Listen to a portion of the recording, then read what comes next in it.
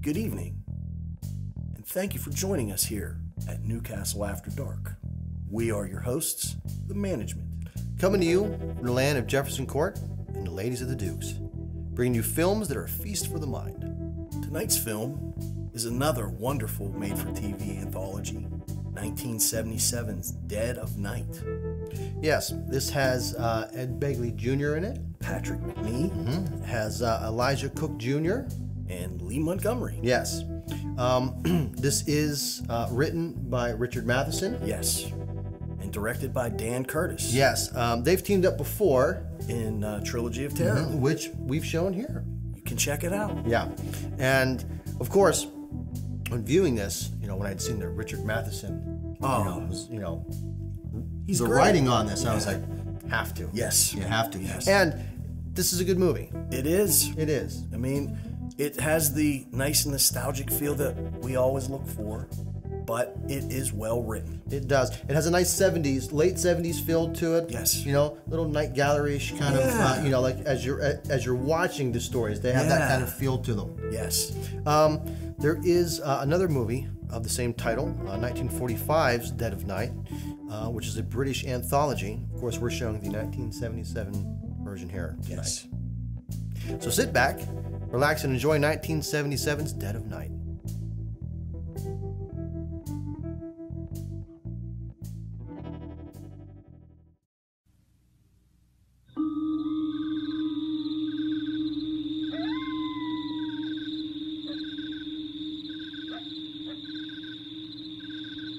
This is the dead of night.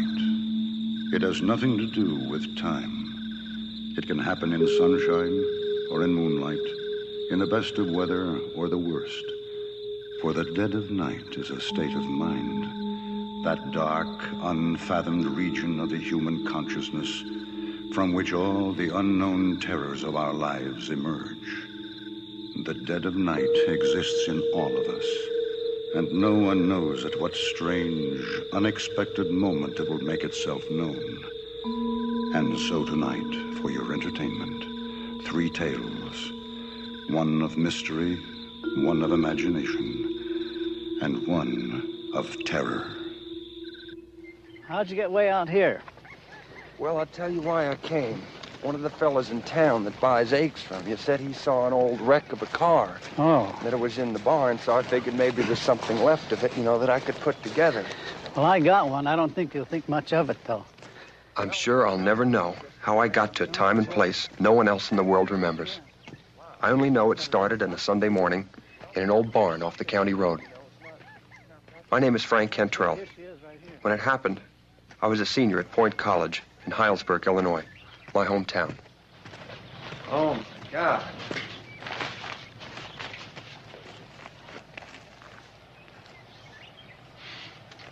It's a Jordan, all right.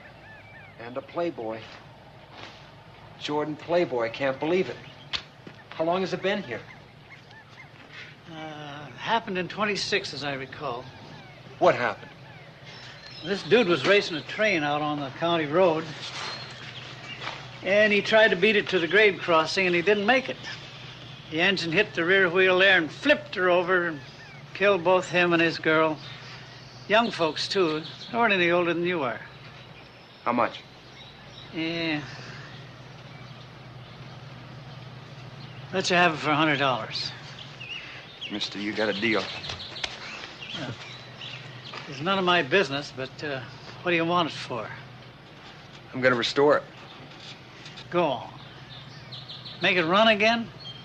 More than that, I'm gonna put it back just the way it was in 1926. Well, she's all yours now. And so she was, all mine. The right rear wheel and spare, hopeless wads of wires, spokes, and twisted rims. The body caved in, and the motor a mess. I didn't mind it a bit. I traded a Winton nameplate and hubcaps, plus a Saxon hood, to a man in Fairfield, Connecticut for 2 Playboy wheels. And they arrived. Rusty, with some of the spokes broken and loose, but just what I needed. And I restored that car. Sanded off every scrap of paint, took out every dent and bump, welded every tear, and burnished every weld. It took a long time, but at last it was done. Repainted. Every nickel-plated part restored, re-nickeled, and replaced. The seats reupholstered. Everything complete to the final missing part. A Jordan radiator cap, which I traded a Duesenberg floor mat. Just for the fun of it, I decided to put the old license plates back on, and even had the original ignition key in its old leather case. At least, I thought it was just for the fun of it. Frank, you'll get a ticket using those old plates. I'll be okay just this once, Mom. I'm only going to Cresswell. Along the old county road. The old county road? But why go that way? You can get there to Cresswell on the highway in less than 10 minutes. I can't go that way, Mom. Why not? Listen. Look at this car. It's exactly the way it was in 1926. I can't drive it on a 4-lane highway. Heck, back when this car was new, that old road was the highway. I'll bet it was driven there many a time.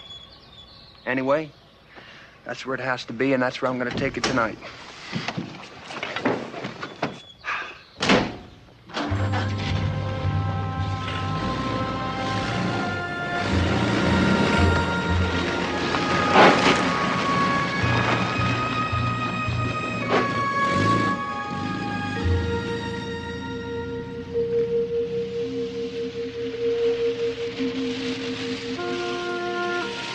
It was grand to drive along that old road with the top down.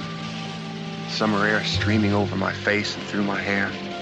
The air alive with the heavy fragrances of summer darkness. I wasn't even thinking. Just living and enjoying. I don't know when it happened exactly, but the first evidence of it came when I saw those headlights moving toward me.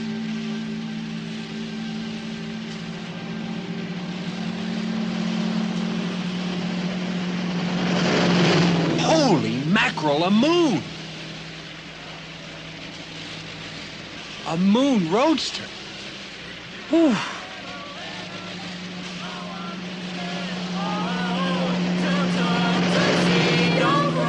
A Haynes Speedster?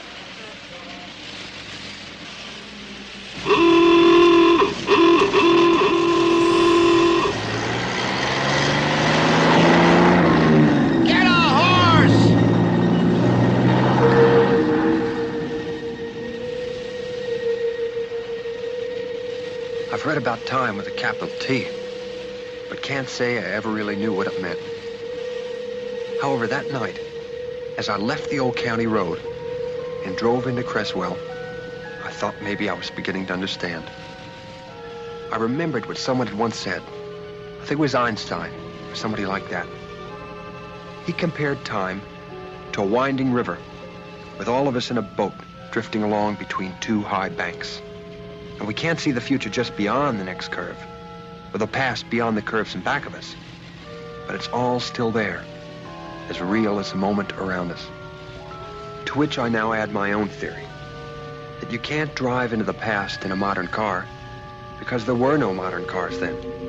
And you can't drive into 1926 along a 4-lane superhighway. But my car and I, the way I felt about it anyway, were literally rejected that night by our own time. Moving along that old road through the summer evening, simply drifted into the time my Jordan belonged to.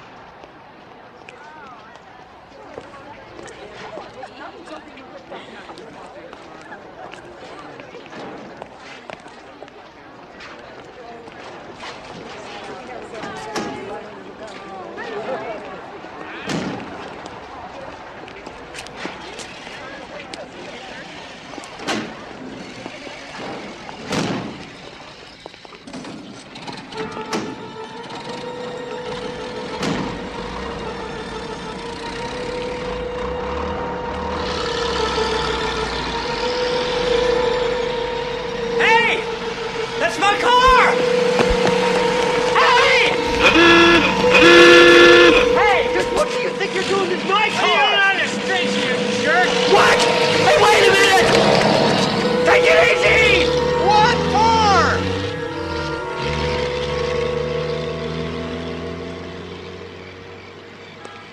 It was Vince, driving like a fool, as usual. It's a good thing you weren't hit, young man. That Vincent is the wildest driver in the whole county. One of these days, he's going to kill himself. And that girlfriend of his, I wouldn't wonder. Was that your car he took? Because it sure looked like his. No, it was mine. Just parked it here a few minutes ago. Then I heard the people coming out of the theater. And then he's... Yes? Maybe he'll bring it back. Why don't you go down to the station house and report it? Use our name if you like. We saw the whole thing. No, it's all right. I'm sure he'll bring it back. Thank you for your help. Afraid we didn't give you much. You change your mind, though, and decide to report it. Our name is Dorset. It's Dorset? Thank you. Good night, young man. Good night. My grandmother used to live in Cresswell. When I was a boy, I used to visit her and play with the boy next door when he visited his grandparents. Their name was Dorset. I knew these people, but they didn't know me.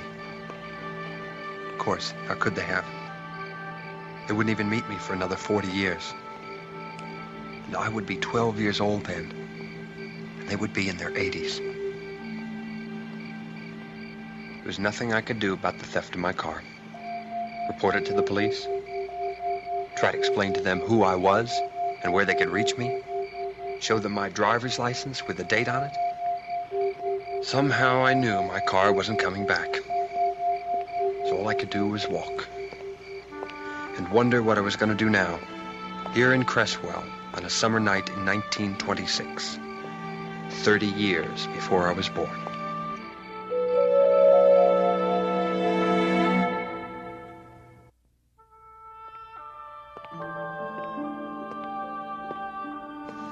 I knew that I shouldn't have gone there, but I couldn't help myself. If I went up on that porch and rang the bell, a man or a woman would answer it. And maybe a 9-year-old boy, sleeping upstairs, would call down to ask who it was. A 9-year-old boy who one day was to become my father. But I couldn't go up on that porch and ring that bell. I knew that. I was here by sufferance or accident. I drifted into this time, but had no right to intrude on it.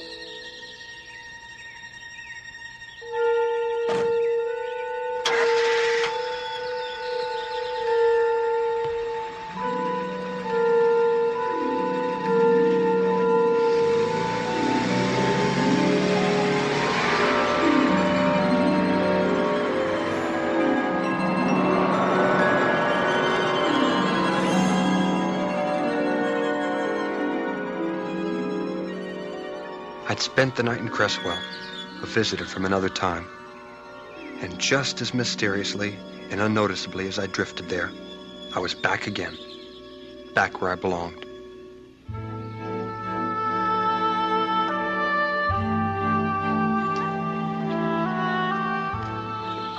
I met Helen Macaulay when school started up in September. She was in my economics class. What's that? A sophomore, I learned, though I didn't remember seeing her around before. Which, in a way, is the point of my story. Hi. Hi. Grandma. Have a good swim? Oh, it's beautiful. You ready for a bite to eat? Oh, we sure are. Oh, I'm famished. Well, you just dig right in. There's plenty for everybody. Don't worry, he will. Honey, will you go get those sandwiches up there? Say, Frank, Ellen tells me you're interested in old cars. Yeah, I restored them. Oh, you got anything good going for you right now? Yeah, I'm working on an old Duesenberg. Ah, that sure is a good old car. Yeah, it is. But it'll never replace the one that was stolen. Stolen? When was that? Nearly 6 months ago now. Maybe 50 years. What? Nothing. What kind was it? Probably never heard of it. It was an old Jordan Playboy. Never heard of it. Kid, I've got one. No. Surprise. And you thought I just brought you over here so they could look at you. Wait, you've got a Jordan Playboy. It's not just an ordinary Jordan. Come on. It's in the garage. I'll show you. I don't say it's in running condition, far from it. But it's a Jordan and a Playboy, and I've had it since I was 20 years old. Beautiful. Oh, Lord, that's a beautiful automobile. Yes, it is. It surely is, and I'm glad you think so. You know, not many young people would appreciate it. You know, there's an old ad, one of the famous ads for the Jordan Playboy. And the headline reads, "Somewhere west of Laramie." Goes on to speak of this brawny, graceful thing that revels with the wandering wind and roars like a Caproni biplane. Say, listen, Frank. Do you think you could get this thing running? Oh, for sure. I restored mine completely. Well, then, I want you to have it. It's all yours. Oh, no, I can't. It's priceless. No. Now, listen to me. If you can get this car running and looking good again, all I want is the joy of driving it just one more time.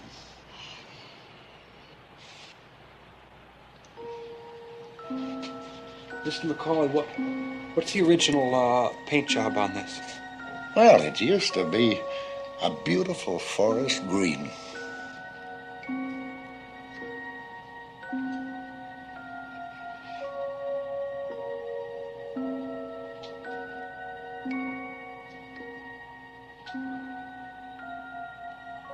I'm sorry, I was just picturing you driving it around when the Jordan was new.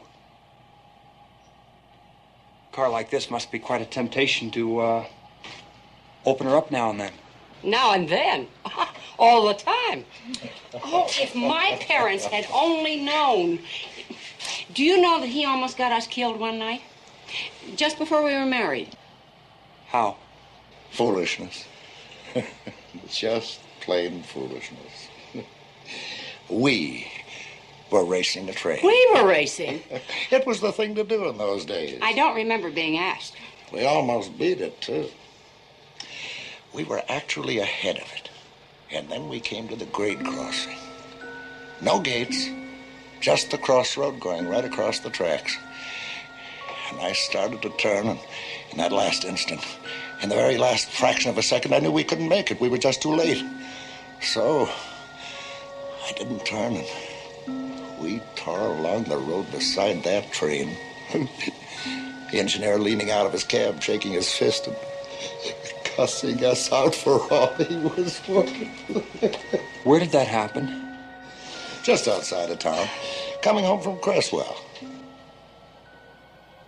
Listen, did something delay you that night? I mean, just a few seconds, just long enough, so that you knew you couldn't try and cross in front of that train?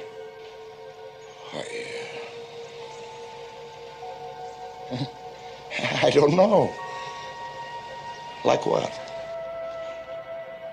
Like someone running out in front of your car and doing like this. Huh?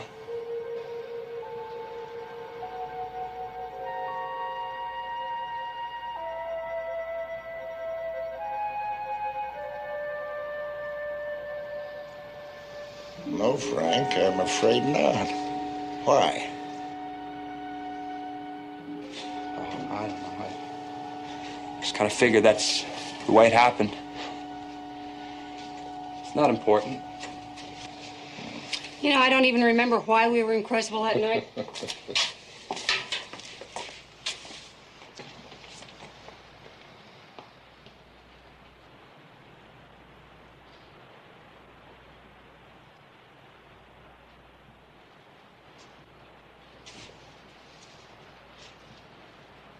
There was no question now. The license plates were identical. These are the Jordan's old plates?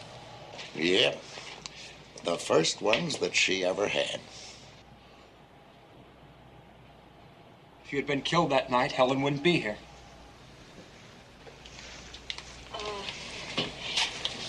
Frank, we gotta get going. Huh?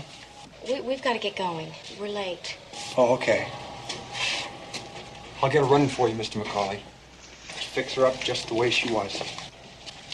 Give her a second chance, eh? Or a third.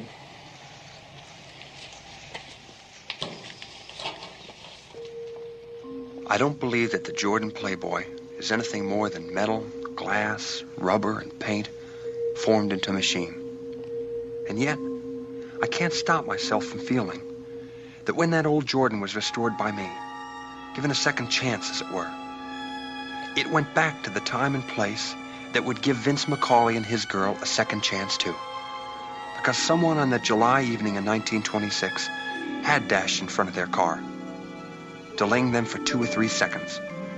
I had intruded on that time just long enough for Vince McCauley to change his mind about trying to cross in front of that train, live to marry the girl beside him, and eventually have a granddaughter named Helen, the girl I was one day going to marry.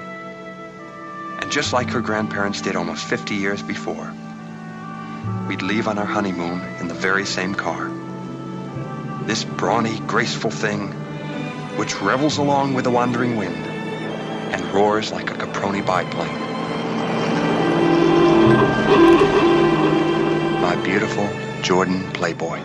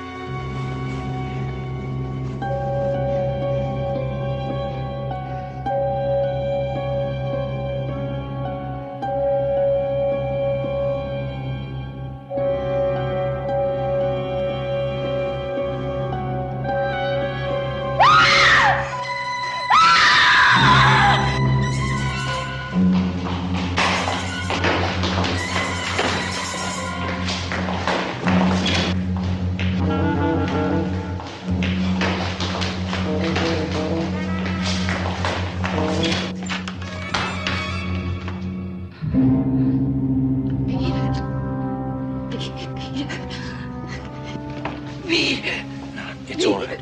It's all right. Carl, please go back to work.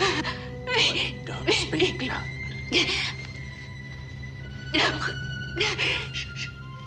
It is. It's just a little. My throat. It's nothing. No, God. No. Peter. Listen to me. I'm going to die. Listen. I'm We going will not to give die. way to superstitions. I'm going to Listen to me. Alexis!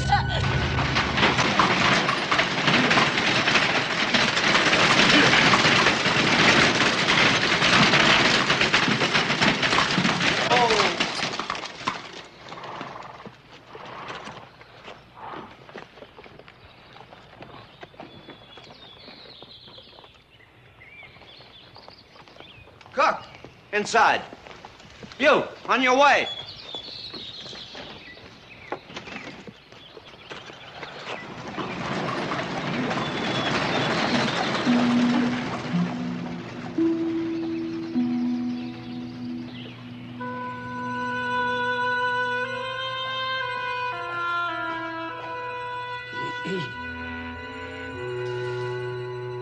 Put it on the desk, Carol.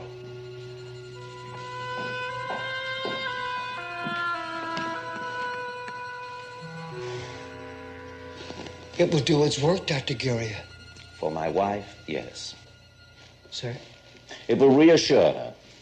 That is all I can expect of it. Sir, you do not believe that it will stop? I do not believe there's anything to stop, apart from a venomous insect or a rodent. Sir, we searched Madame's room. That will be all, Carol. Yes, sir. Sir, Marie and Cook wish to be discharged. I've dissuaded them for now, but I don't know how long it will last.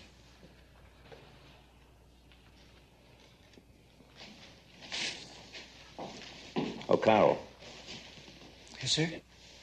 Inform the servants that if they do not stop telling the townspeople what has occurred here, they will not have to seek discharge. They will be freely granted it.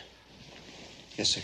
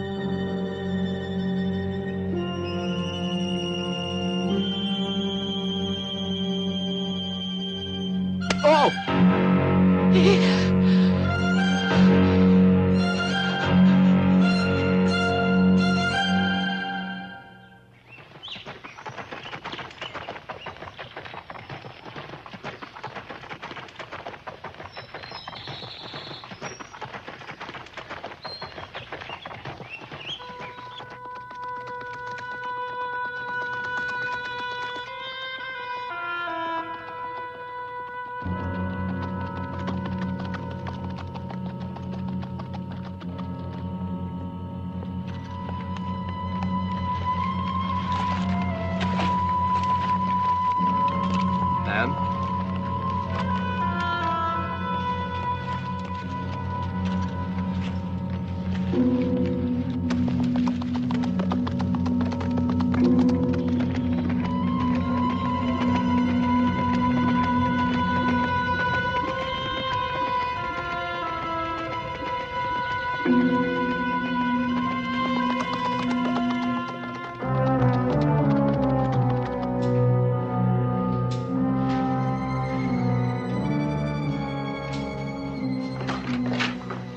Michael. Professor? I knew you would come. I gotta tell you how pleased I am to see you. Well, what's wrong? Your letter only said that Alexis was not well. Let us talk in the study. I imagine you were surprised to see me answering the door. Well, I did wonder where Carl was. He's sleeping, poor fellow. He's been doing the work of 4. All the other servants have left. Why? Sit down.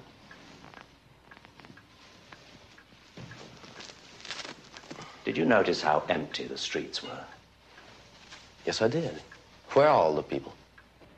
Huddling, terror-stricken in their houses, I expect. I don't understand.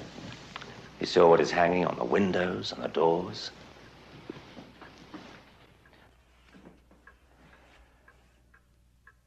Michael, I'm on the brink of madness. Alexis is being destroyed by a vampire.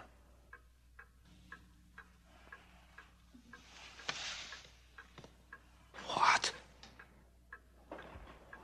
Each day she sinks deeper.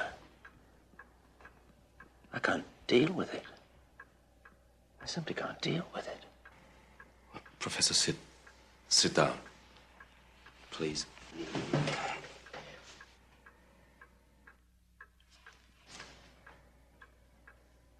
You've been attacked as well?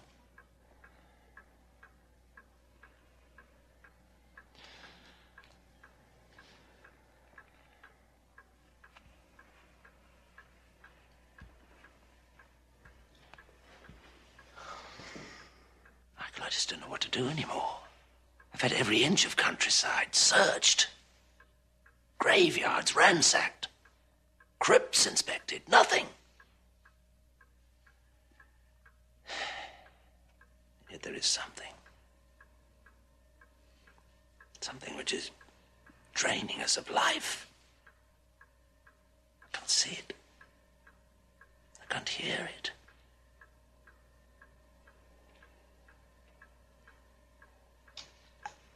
I can't do anything. How can I save her?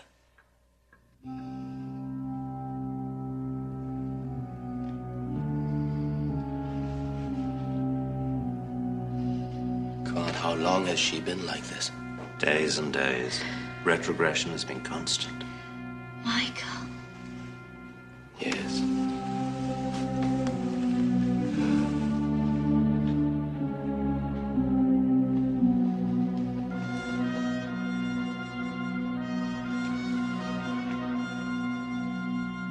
You'll be fine. Just fine.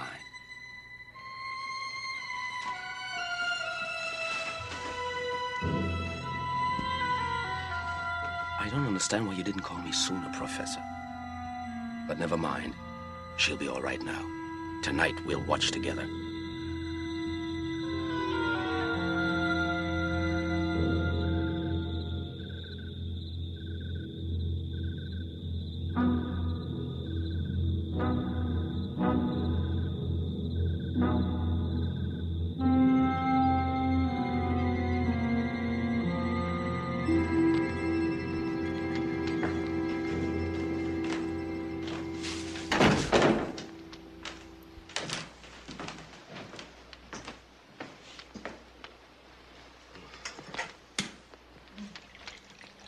This will help to keep us awake.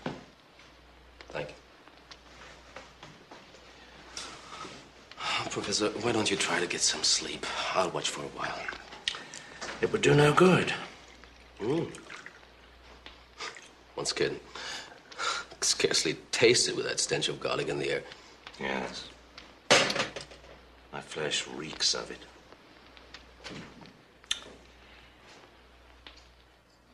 I do not know what will happen to this town until this creature is discovered and destroyed.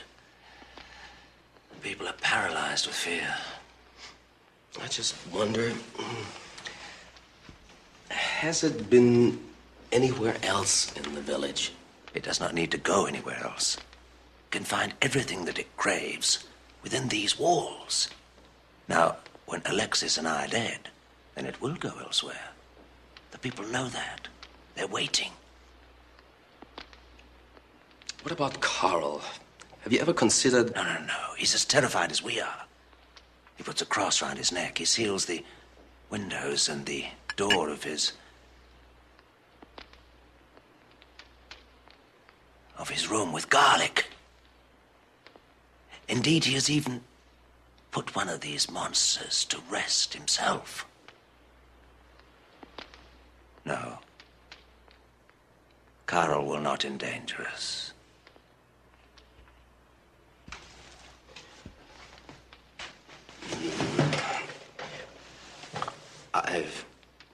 It seems impossible that men of science like us... How could science affect this horror? Science does not even believe in its existence.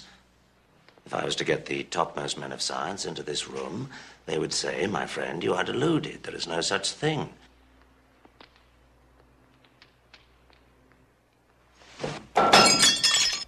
As a vampire. Michael. Michael.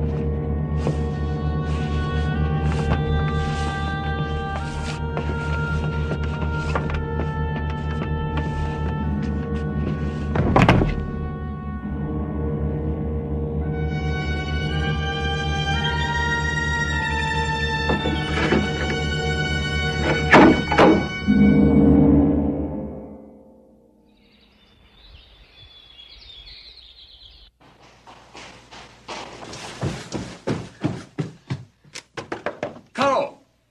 Carl! Carl! Carl, it has come again. Oh, dear Lord! Carl, is it possible? We searched the graveyards, the crypts. Is it possible it's still in this house? The attic? The cellars? Oh, I don't know, sir. I never thought of that, sir. Look, Carl. Search. It's our last chance. One more night, she'll be gone.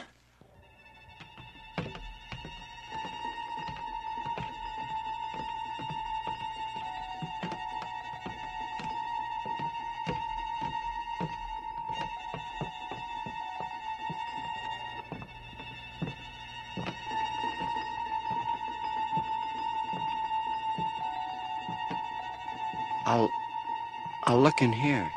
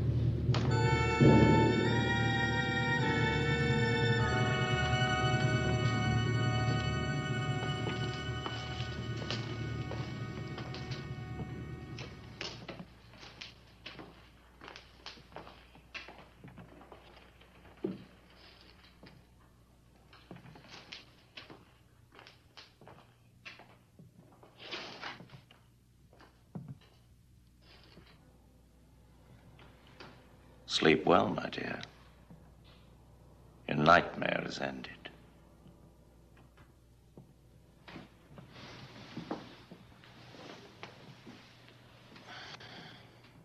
Or will it just begin when you learn that your lover is dead?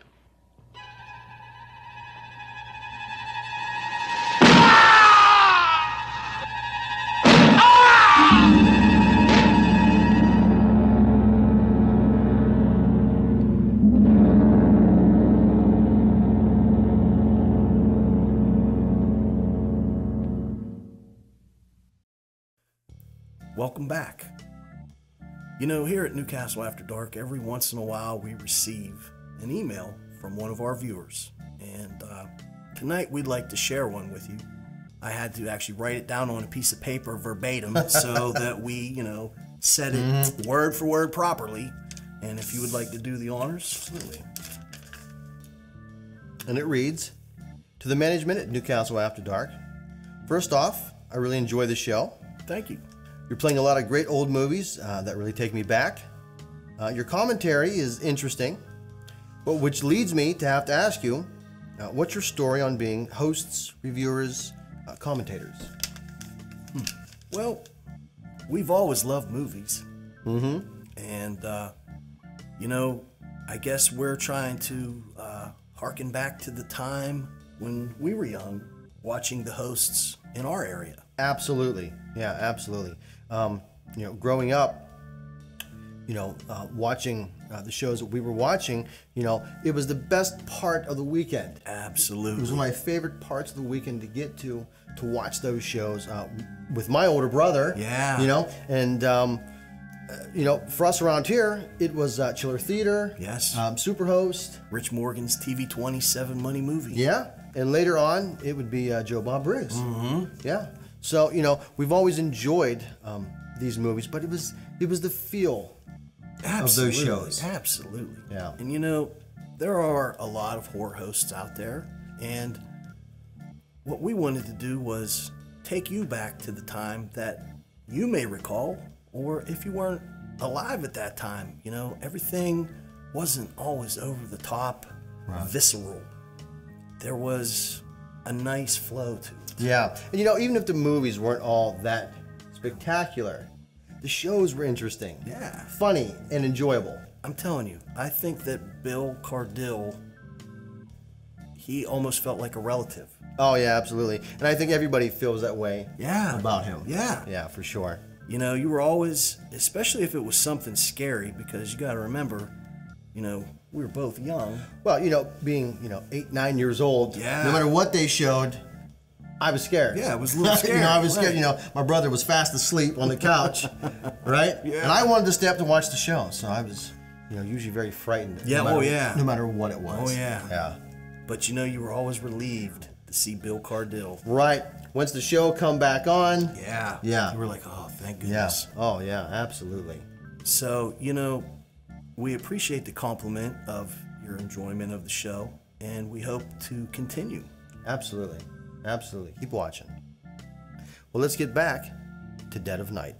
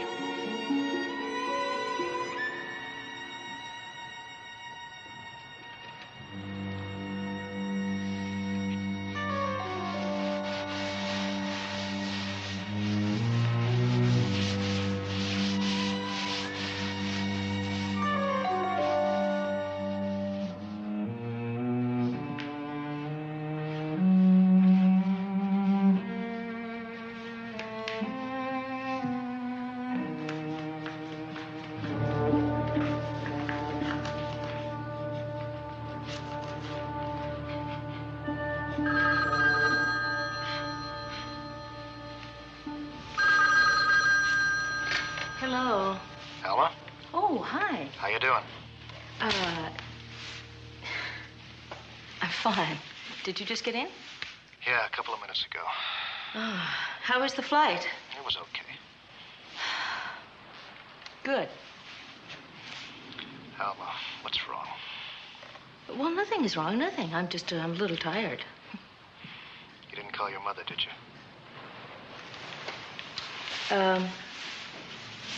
No. Alma. Please stop worrying about me. That's a good one. How am I supposed to do that after what we've been through? You mean since Bobby died? You know, I'll never understand you. What is there to understand?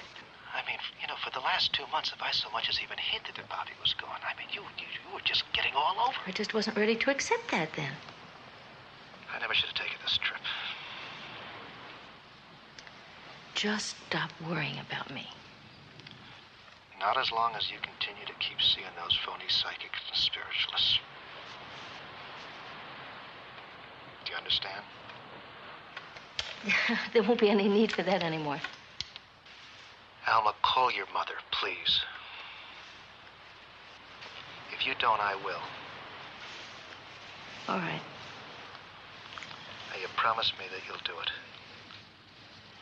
Yes. John, yes.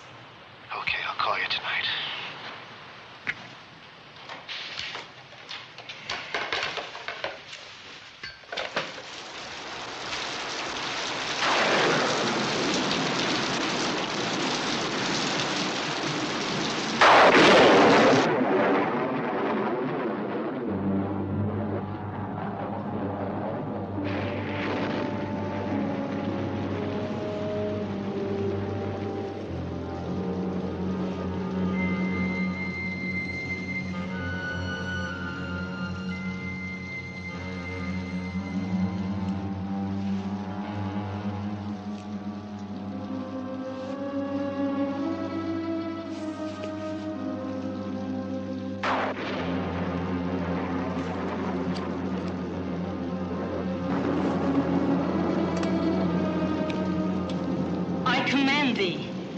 Euronymous, to do whatever I desire.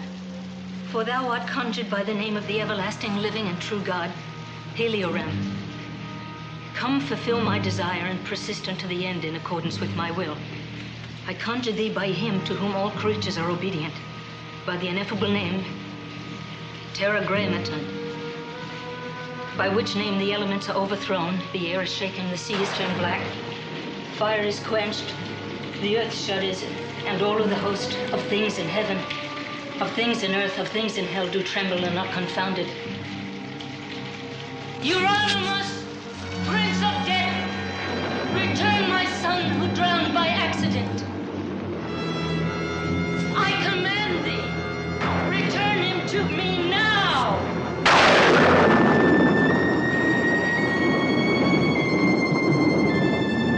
Return my son to me! My son who drowned. By accident.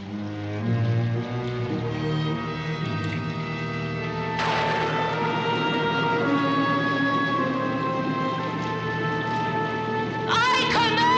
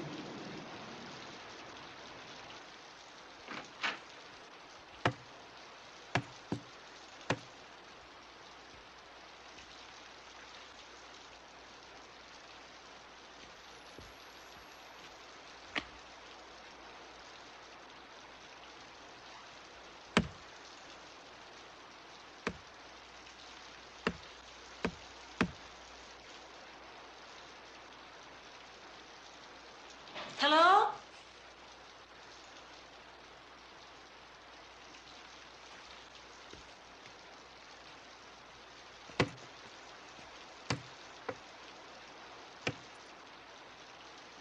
Is someone there?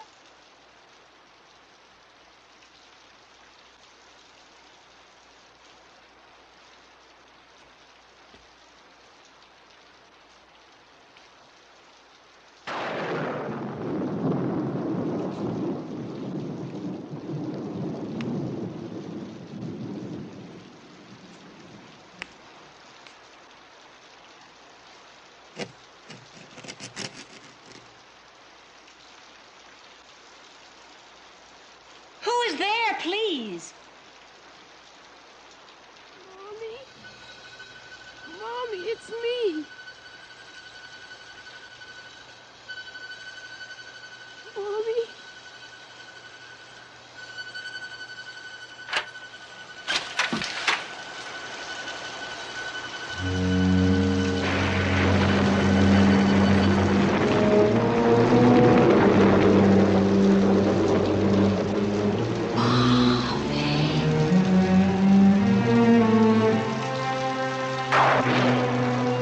Mommy? It's you. It's really you. You're alive. Mommy, please, I'm so cold. Oh, God, I'm sorry. Sure. Bobby. Bobby. Bobby.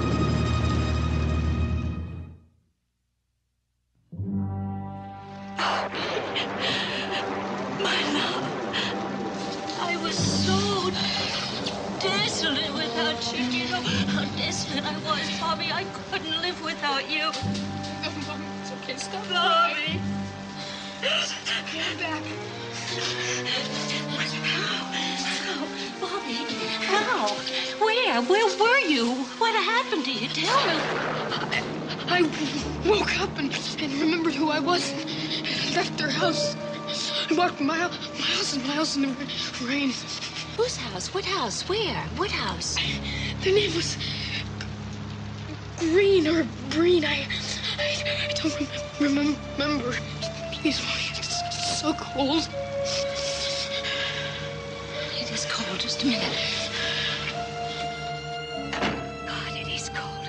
Come on, we'll get those wet things off you. I'm gonna take care of you. My Bobby. Bobby's home. I've kept your room just the way you left it. I never touched it. Come on, sit right down here. There. Now, let's get that wet sweatshirt off you. Okay, now tell Mommy, darling, exactly what happened. Well, I remember water, cold water, and I couldn't breathe, and there were these people. They found me lying on the sand, and they picked me up. On the beach? Yeah. I knew you didn't drown. I knew it. I knew it all along. For the longest time, Bobby, I thought you were dead. Dead? But you're alive. You're alive. You're really alive. My baby is alive. Oh, you're so alive, Bobby. You're alive. You're alive. I'm so hungry. We gotta give my Bobby anything Bobby wants. Oh, my precious baby is home. In the morning, we'll take you to Dr. Croswell, okay? Why? Well, to be sure you're all right. Tell me about those people. You said their name was Green or something? I think so. I want to telephone them right away in the morning, find out why they didn't call the police. Oh, but they did, Mommy. No, they didn't. Well, the police would have called us. Us? Your father and I. Where is he? He's on a business trip. I can't wait for him to telephone. Oh, boy. He's not going to believe me. Okay, Bobby, now what would you like to eat? I don't know. Oh, come on, some soup, Cocoa? I know. One of those sandwiches you like. Oh, that is a good idea. If if I told your father we were eating tuna fish at this hour... Mommy? What, darling? How many doors in the house? What? How many doors in the house? Well, that's a funny question. I don't know. I think you know as well as I do. There's the front door, right? And the garage door. And the family room door. That makes 3. Darling, are you sure that Was I always a good boy, Mommy? Of course you were a good boy. And did you love me? Did I love you? I do love you, darling, from the bottom of my heart. And were you nice to me, Mommy? Why are you asking me these questions? Were you nice to me, Mommy?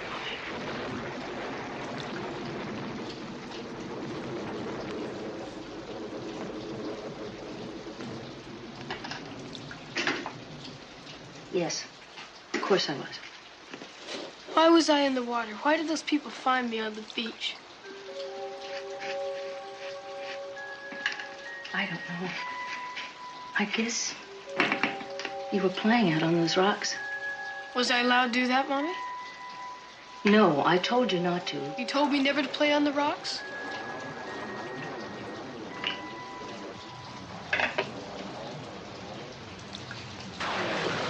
Eat your sandwich, darling. Don't want it. You said you were hungry, and that is the most I don't want it! Okay. You make a suggestion, and then I'll make you whatever you'd like. I want to play a game. A game? Hide and seek. You're tired. Why don't we get some sleep, and then in the morning, I'll wake up and we'll play every game you want, all right? I want to play a game now! Bobby!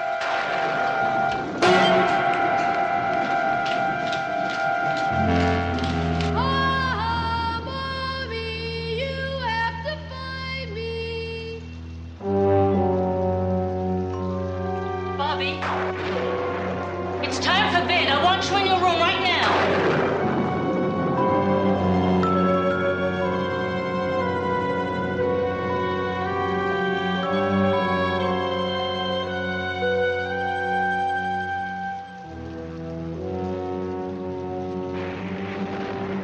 Bobby, where are you?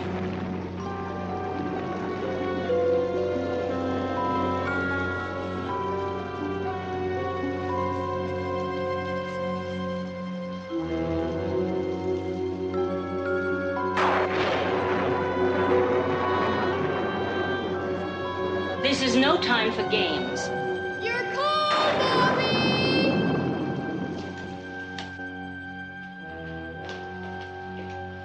Bobby! Bobby, stop this!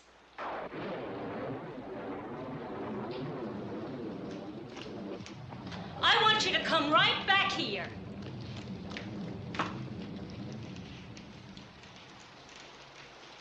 Bobby, please, don't do this to Mommy.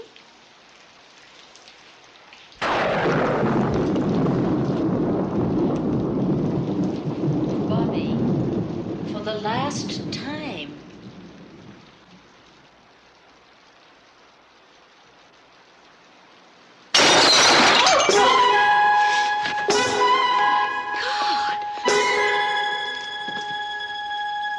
Bobby, what are you doing?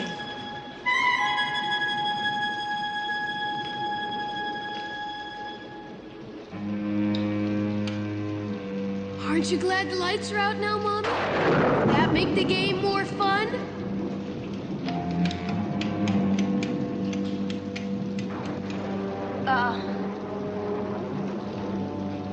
You're going to hurt yourself in the dark.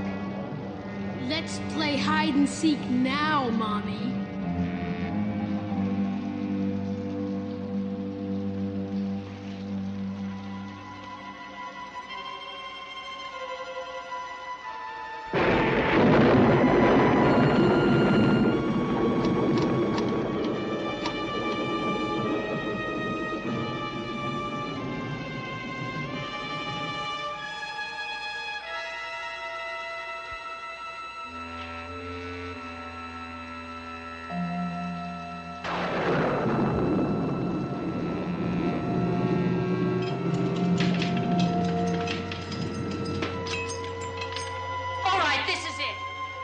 is over. No more gameplay.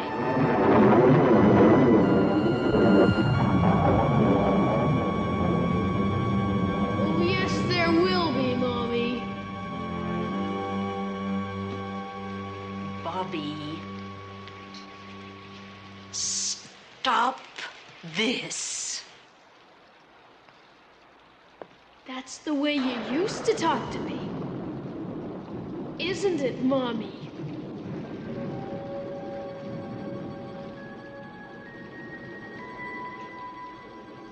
Please, you're frightening me. You could have hurt me before inside. Don't you realize that?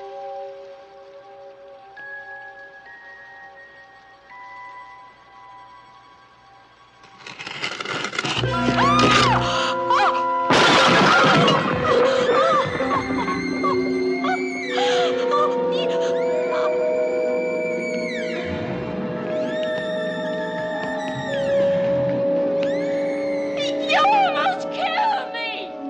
Help me!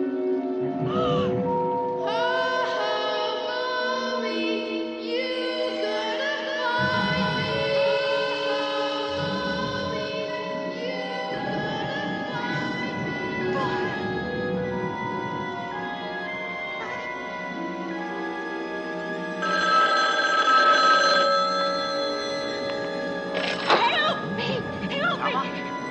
Alma, what? John? God, my God, what's wrong? Oh. Alma, what is it? God, John. He's back. Bobby's back. Bobby's dead, Alma. No. He didn't drown. Some people found him down the beach. What are you talking about? He's alive. Alma, please. No, he's alive. Some people found him. What are you trying to tell me? He didn't remember who he was until tonight. Until tonight? Listen. John. What is it? There's something. What is it, Alma? I think he's losing his mind. I don't even recognize him. I don't know. Do you know what he just did? Do you know that planter at the top of the stairs? At the top of the stairs? He just pushed that down on me. Pushed it down? Pushed it down on me! Yes, and now he's running around upstairs in the dark. In the dark? And he insists on playing some game. You know that... on playing some game? Why are you repeating everything I say? Repeating Why are everything you say?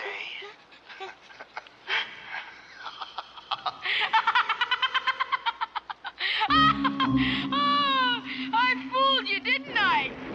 Oh, you're not very good at hide and seek, are you, Mommy? So let's switch places now, and I'll find you. Okay, Mommy, I'm starting to count. 10, 9, 8, 7, 6, 5, 4, 3, 2, 1. Ready or not, here I come.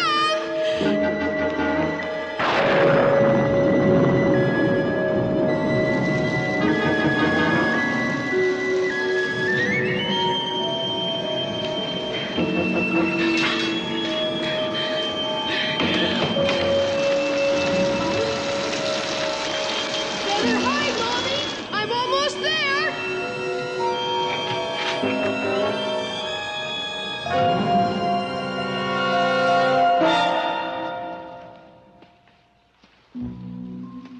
Is this where you are, Mommy? Are you hiding in the kitchen? Am I hot or cold?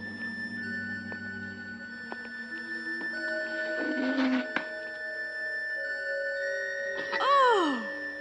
Look what I found. A big, sharp knife.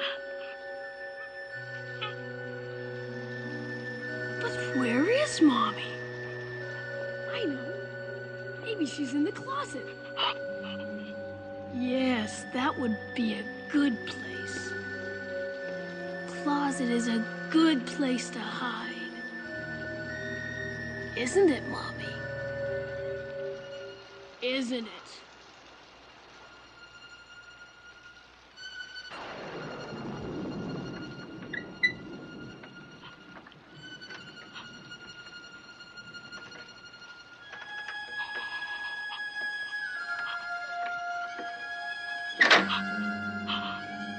Wait.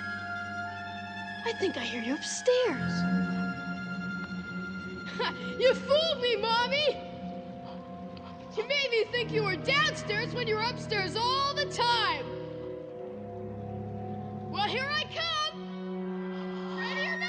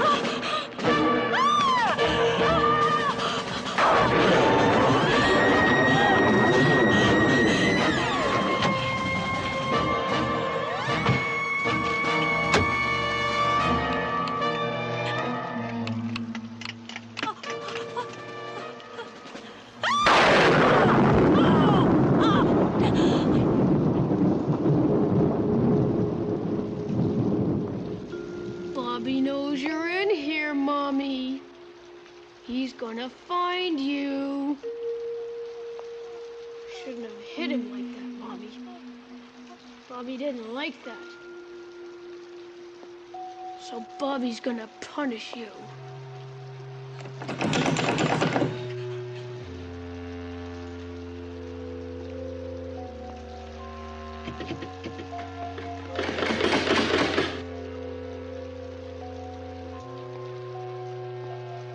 Oh, what's this? Just what I need.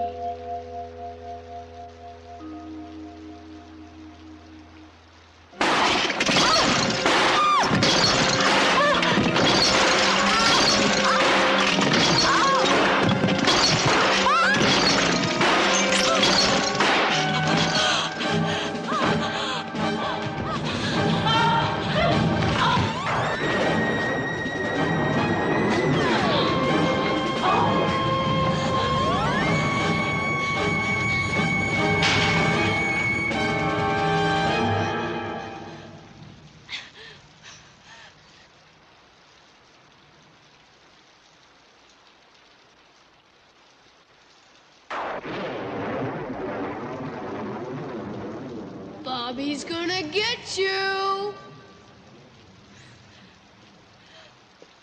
Bobby's gonna get you, Mommy.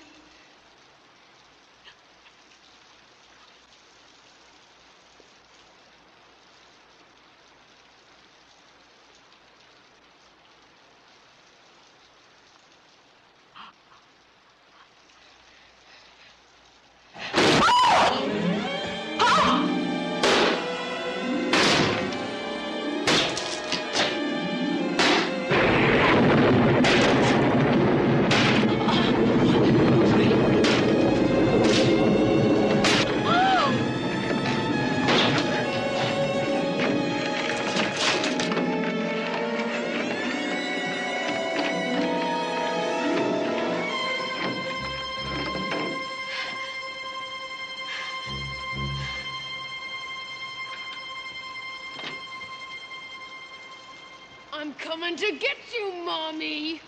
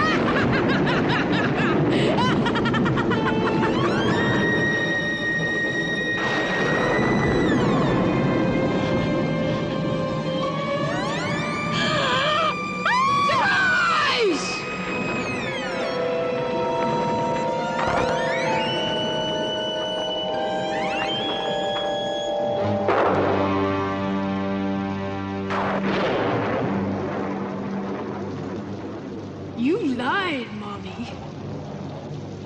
Bobby didn't drown by accident. You knew that. Bobby drowned himself to get away from you. You see, Bobby didn't want to come back, Mommy. No, Bobby hates you, Mommy. So he sent me instead.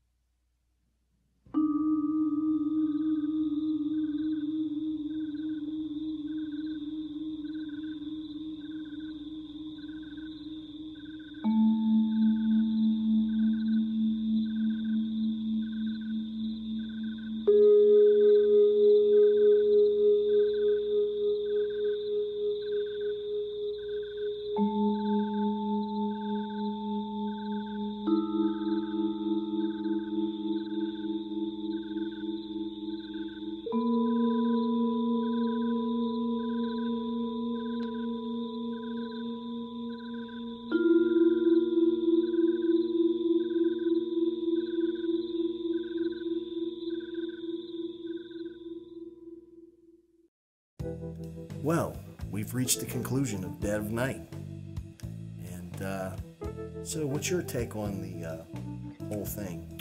Well, the first story, A Second Chance, Ed Begley Jr., who I thought did a great job. Oh, yeah. On that. I agree. Yeah. It's an interesting story. It's not necessarily really scary or, there's nothing graphic about it. No. But it's a kind of time travel. I agree. In a sense. Yeah. Well, I think the thing that's scary is when you think about it, how an instant or a moment can change your life for the good or for the worse. Yeah. Just an instant. Yeah. And that's pretty scary when It you is. think about it. Yeah. You never know when that moment is. Yeah. But you should be prepared. Yeah. I guess. I don't know. Well, had he not been, I guess, transported back in the time, right? Because he was in the Jordan Playboy, yeah, right, and had that split moment to, as they were, he called it stealing his car, right, changed the course of history. Yes, and his life. Yeah, I mean, he would not have met, right, his would-be wife. Right, she looked good. She did look good. Now, because if he had not had an interest in cars, and say he collected, stamps. Right. Right. Things would be different. He might be a lonely old man. Yeah.